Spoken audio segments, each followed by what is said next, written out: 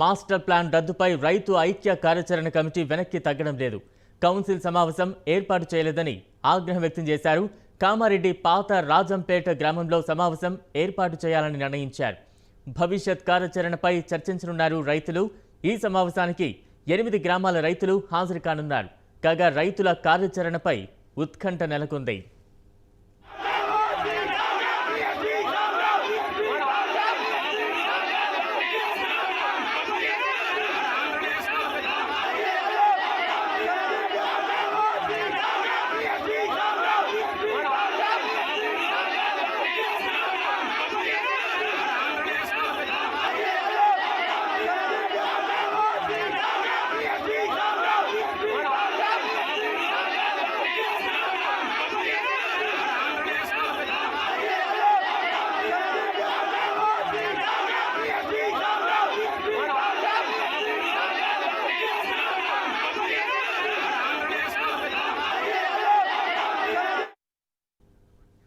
ఇదిలా ఉండగా Kamareddy master plan వివాదం రాజీనామాలకు దారితీస్తోంది. యాక్షన్ ప్లాన్ సిద్ధం చేసేందుకు ఇవాళ రైతు జేఏసీ భేటీ అయ్యింది. మాస్టర్ ప్లాన్ రద్దు చేస్తున్నట్లు మున్సిపాలిటీ తీర్మానం చేయాలని రైతులు పట్టుబట్టారు. రైతులకు మద్దతుగా రాజీనామాలకు సిద్ధమయ్యారు బీజేపీ కౌన్సిలర్లు. మిగతా 7 కూడా రాజీనామా చేయాలని రైతులు డిమాండ్ చేస్తున్నారు.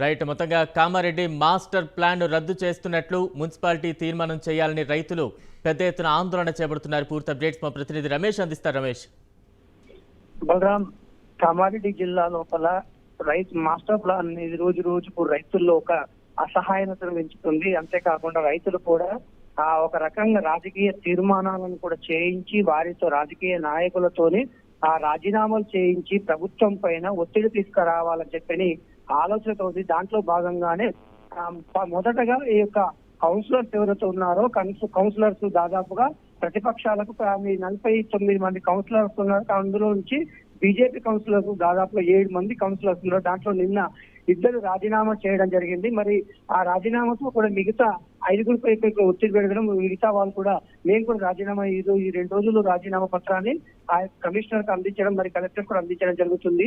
మరి వారు కూడా 8 మంది, మరి 7 బీజేపీ కౌన్సిలర్లు అందరూ కూడా రాజీనామా చేయడానికి సిద్ధమవుతుంది. దాంతో పాటు కాంగ్రెస్ పార్టీలో ఉన్న 1-2 కౌన్సిలర్స్ కూడా మేము రైతులకు మద్దతుగా ఉంటాం, తప్పకుండా మేము కూడా రాజీనామా చేస్తామని చెప్పి కూడా చెప్తున్నారు. తప్ప అక్కడ ఎక్కడ కూడా ఆ రాజీనామా పత్రాలు ఏదైతే ఆ సంఘటనలు ఇక్కడ కూడా కనిపించడం లేదు. బీజేపీలో మాత్రం చరణం అనేది కల్పించి బీజేపీలో ఉన్న కౌన్సిలర్లు అందరూ కూడా ఆ యొక్క రాజీనామాకు సిద్ధమైంది. దానికి తోడుగా మరి ఈ రోజు కూడా, ఎందుకంటే కౌన్సిలర్ ఈ యొక్క రైతు జేఏసీ ఏదైతే ఉందో రైతు జేఏసీ పాత రాజంపేట లోపల ఈ రోజు సమావేశాన్ని నిర్వహించుకొని కార్యాచరణను నిర్వహించడం. ఎందుకంటే 25వ తారీఖు నాడు కోర్టు తీర్పు వస్తుంది కాబట్టి దానికి అనుగుణంగా ఆ లోపల ఇవన్నీ కూడా చేస్తే మనకు ఇంకా కోర్టుకు అనుగుణంగా మనకు అనుగుణంగా తీర్పు వస్తుందని చెప్పి కూడా రైతులు అనుకుంటున్నారు. దానికి వారు అదే కాకుండా రేపటి నుండి మరి మహిళా రైతులు కూడా ఆ యొక్క ఉద్యమం లోపల ముందు వరుసలో ఉంటామని చెప్పి కూడా చెప్తున్నారు. వారికి కూడా మహిళా జేఏసీ కూడా ఏర్పాటు చేసే అవకాశాలు ఉన్నాయని చెప్పి కూడా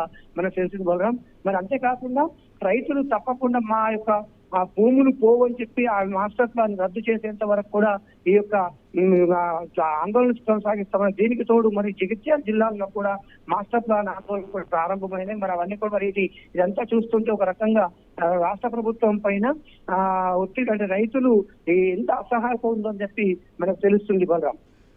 రమేష్, అంటే అధికార పార్టీ నాయకులు ఎటువంటి చర్యలు తీసుకుంటున్నారు? రైతుల ఆందోళన రోజు రోజుకు ఉధృతం అవుతోంది. ఇప్పటికే స్థానిక ఎమ్మెల్యే కూడా మొన్నటికి మొన్న వివరణ ఇచ్చే ప్రయత్నం కూడా చేశారు. 1 గజం భూమి కూడా ఎక్కడా పోనివ్వను అంటూ కూడా ఆయన హామీ ఇచ్చే ప్రయత్నం చేసినప్పటికీ కూడా ఉద్యమం ఎక్కడ ఆగట్లేదు. రైతులను బుజ్జగించే కార్యాచరణ ప్రణాళిక ఏ రకంగా ఉంది? ఇది రాజకీయంగా ఎటువంటి దుమారాన్ని రేపుతోంది?